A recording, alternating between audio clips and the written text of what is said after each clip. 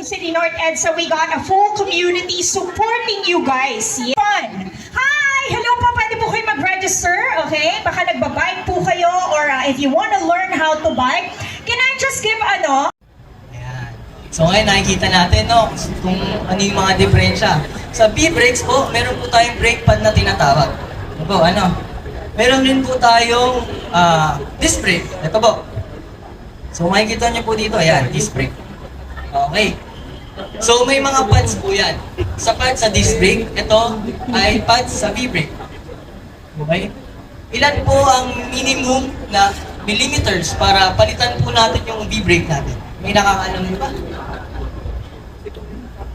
Tansyahan na lang, opo. Ayan.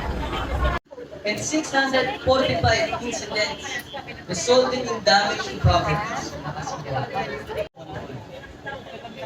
Ba't natin siya gustong kontrolin? Kasi gusto natin bawasan yung aksidente sa kalye. Tama po ba?